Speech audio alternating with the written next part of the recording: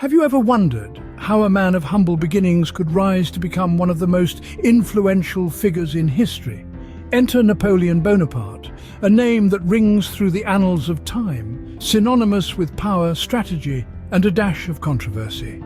Born on the rugged island of Corsica, not far from the glistening coasts of France, Napoleon was far from any hint of royalty.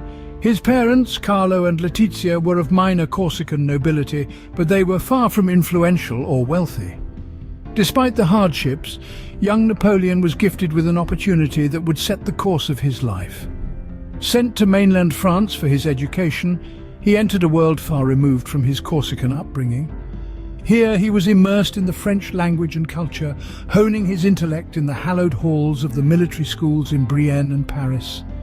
Yet, it was not just bookish knowledge that Napoleon gained.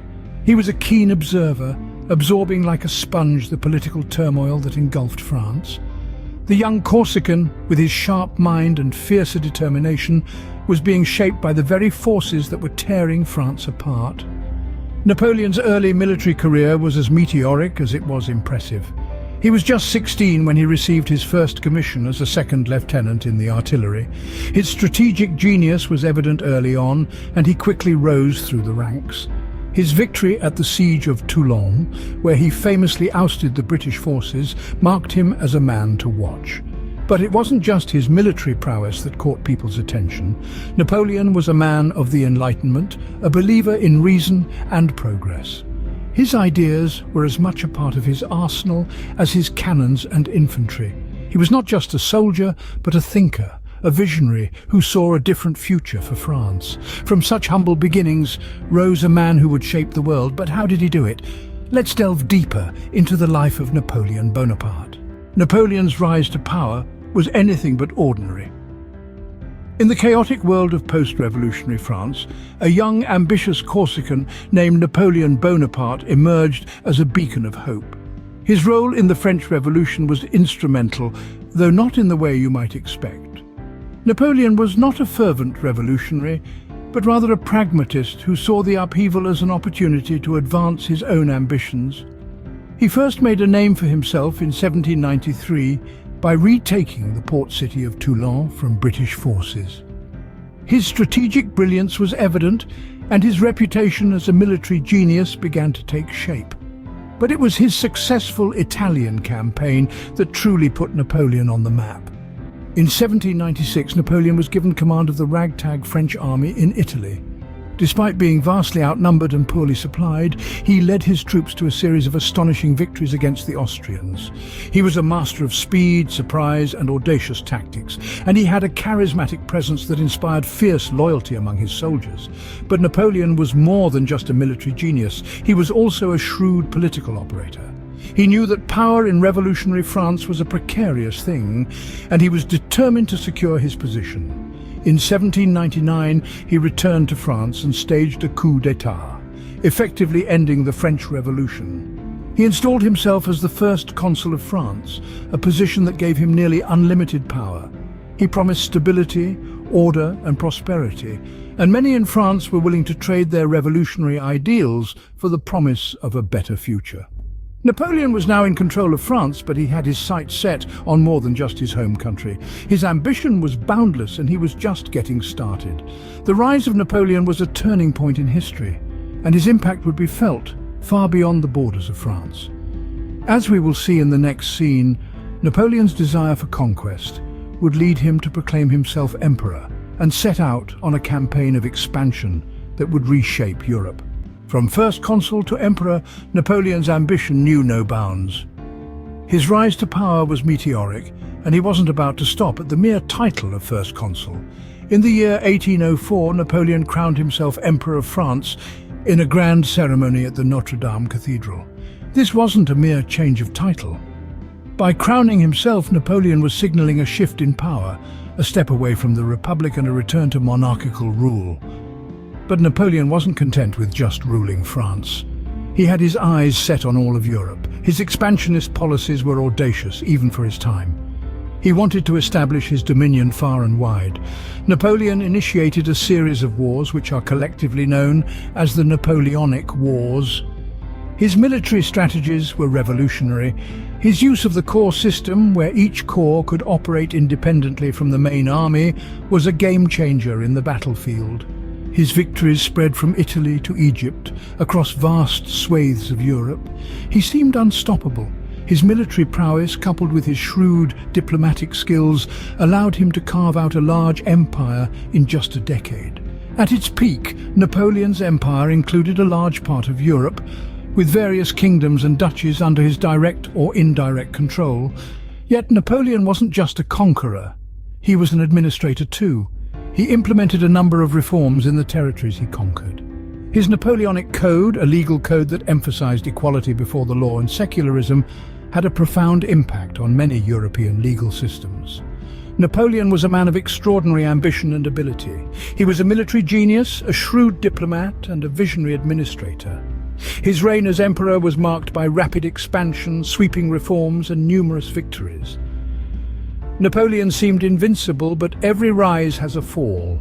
Even the mighty can fall.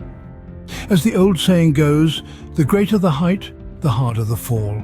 Napoleon Bonaparte, a name once synonymous with power and victory, was no exception. His downfall was a complex interplay of factors, each contributing to the unraveling of his once mighty empire.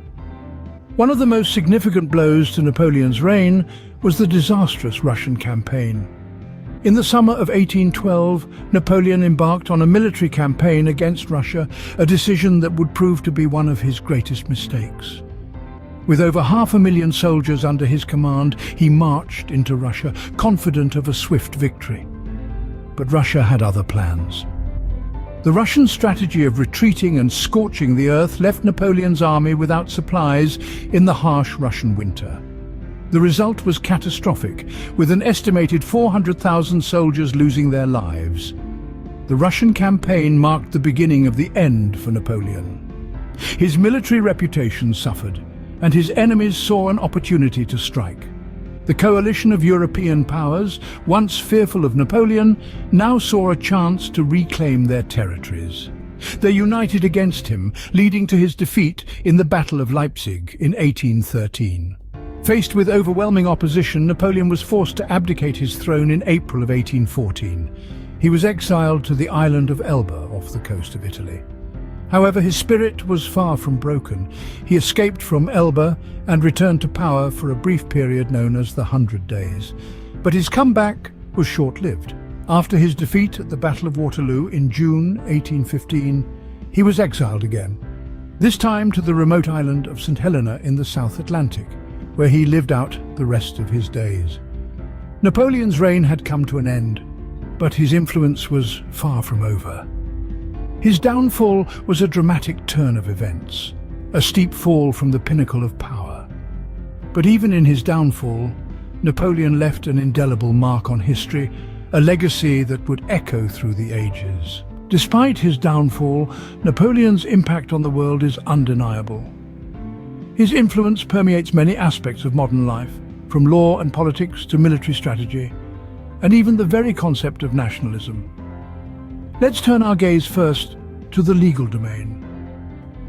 Napoleon's most lasting legal achievement, the Napoleonic Code, is still the basis of civil law in many countries today. It championed the principles of equality before the law, freedom of religion and meritocracy, ideas that were revolutionary at the time. This code was a testament to Napoleon's belief in a just society, and it continues to shape our understanding of law and justice to this day. In the realm of politics, Napoleon's leadership style and administrative reforms still echo today. He centralized power and streamlined bureaucracy, a model that many modern governments have emulated. His use of plebiscites or popular votes to legitimize his rule also foreshadowed the rise of modern democracy. When it comes to military strategy, Napoleon was nothing short of a genius. His innovative use of mobility, speed, and the element of surprise transformed warfare. His strategies continue to be studied in military academies around the world, a testament to his enduring influence on the art of war. And then there's nationalism. Napoleon's rule helped spread the idea of nationalism across Europe. People began to identify themselves by their nation rather than their local region or city. This sense of national identity has since become a powerful force in global politics. Lastly, the enduring fascination with Napoleon's life and career is a testament to his charismatic leadership and the dramatic arc of his life story. From his humble beginnings to his meteoric rise and eventual downfall, Napoleon's life continues to captivate and inspire. Napoleon Bonaparte, a man of humble beginnings who shaped the world. His life is a testament to the power of ambition, leadership, and the will to shape one's own destiny.